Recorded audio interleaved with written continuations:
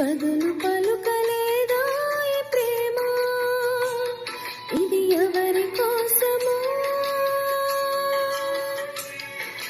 ఇది జగతి కోసమే, ఈ జనుల కోసమే.